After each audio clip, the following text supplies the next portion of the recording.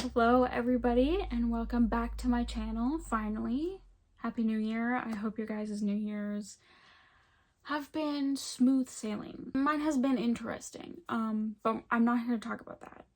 Because what I'm here to talk about today is something that I love talking about, and that's the Hunger Games. And for those of you who didn't know, there is a new book coming out this year. It's coming out in 2 months. But yes, today I'm here to talk about Sunrise on the Reaping, and I am so excited to finally talk about this because it's been announced for a little bit. I've been a little bit slow to talking about it, but I'm finally here. We got an excerpt of the first chapter last week, and it really just got me it really just got the gears turning, you know. It's got me motivated. I wrote down a bunch of stuff that I want to talk about. This video, as of right now, is everything that we know about Sunrise on the Reaping, and then some of my own thoughts kind of towards the end. So firstly, what am I talking about, okay? As I said, Hunger Games prequel book, because this is another prequel, that is told from Haymitch Abernathy's point of view during the Second Quarter Quell. What we believe is during the Second Quarter Quell. There are a couple of theories that every chapter is actually going to be a new, like, Haymitch wakes up and it's a new reaping, and every day he wakes up on a new reaping. Which is an interesting idea and an interesting theory, simply just because we already do know a lot about Haymitch's games because of what was written in Catching Fire and everything like that, with Katniss and Peeta watching Haymitch's games and whatnot, but who's to say, you know? This is Haymitch's book. We are now getting Haymitch. And I'm so excited. And now you might be thinking, when does the book come out? This book releases on March 18th of this year, 2025. And you can pre-order it right now. Actually, I've had it pre-ordered for a couple of months at this point. And yes, there will also be a movie, which is coming out in 2026. And I can only presume it's going to be November because it's going to be directed by Francis Lawrence again. Every Hunger Games movie that he has come out with has come out in November. So it only makes sense. So I would presume November 2026 is when we get the movies. Let me know in the comments who your fan casting is, because there's a lot on the internet. There's a lot of fan casts happening right now for Haymitch and different characters. So let me know what your fan casts are in the comments. All right, now we're getting to the part where we know things from the excerpt.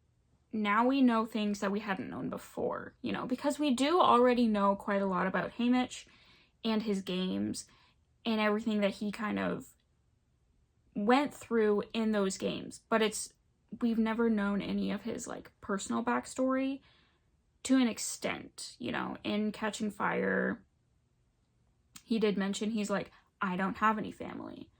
The Capitol killed them and my girl. We knew that he had a girl. We knew that he had a love. We knew he was an item with someone. But now, this excerpt, we're getting a little inside scoop on who Haymitch Abernathy is. So what we know from this excerpt is that, first and foremost, this book is being told in first-person POV, as opposed to The Battle of Songbirds and Snakes, which was told in third person. We're getting first-person POV back, just like the original trilogy, when the whole thing was told from Katniss's first-person point of view, which I personally am very excited for.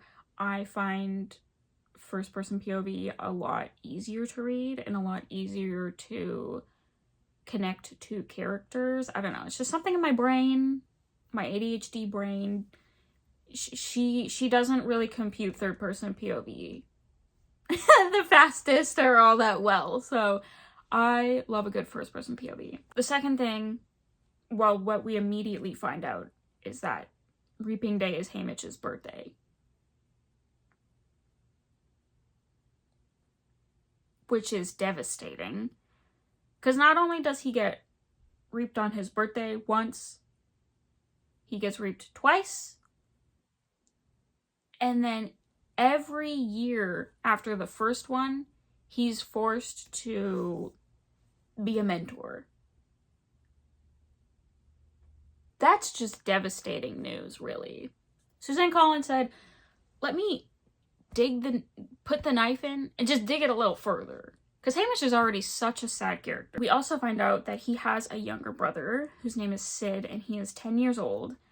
And that his father died in a coal mine fire, leaving just him, his mom, and his younger brother. Much like Katniss and Gale.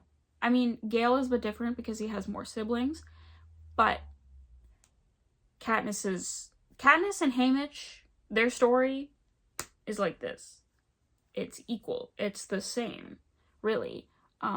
So, to an extent, you know, and I'll get more into that. And then the last sort of like factual thing that we find out is that his girl, the name of his girl, his love, is named Lenora Dove, which sounds very Covey. I will say it's 2 names. She's got 2. I'm not saying that like the Covey was still really a thing. We don't know that, but you know, who's gonna haunt the narrative? Lucy Gray Baird. That's right. The one person who's gonna haunt the narrative, Lucy Gray. So you really gotta keep finding little pieces of Lucy Gray somewhere. That's my girl. That's my girl. I love you, Lucy Gray. But now that's kind of like all what I have just sort of like gathered. That's all the small pieces of information that we have so far. Now I kind of want to go into my thoughts, and in reading this excerpt, kind of how my thoughts snowballed into like so much more, you know what I mean? So yeah, like I said, it's very clear from the start that Haymitch and Katniss, they're like this. Their upbringing, everything. Other than the fact that Haymitch's mom, she seems to be able to continue to do work, you know what I mean? Like Katniss's mom was really, she was not in her right mind, as she says in the book. She's like, I was sick. I couldn't do anything. I'm sorry. Haymitch's mom is like, we do things together. Like, you do heavy work, I do other things, you know what I mean? The parent dynamic is slightly different between Haymitch and Katniss. Haymitch's family still very much relied on him and his, I guess, strength and his, just him being young and being able-bodied. Another thing I noticed, and I saw some other people that I follow on Instagram, they said the same thing, but there is like a little parallel between Prim and Katniss and Haymitch and his younger brother Sid, where Sid goes, you told me to be your rooster. That's a bird. And then in the first Hunger Games, where Katniss goes, tuck your tail in, little duck. To Prim! I don't want to talk about it. So yeah, that's just a very sad and tragic parallel in when you already know what is going to happen. When you know the fate of these characters, it's just devastating, which leads me into the fact where Haymitch, in the excerpt, his mom has asked him if he could do something for her, and he already had plans, and he was like, oh, I don't really want to do this. Can't it wait till tomorrow? It's already reaping day. He gets reaped that day. Like, there will be no tomorrow. And then even when he gets back home after winning the Hunger Games, there is still no tomorrow because his family is gone. Everyone he has ever loved is gone because he showed up the Capitol in their own game.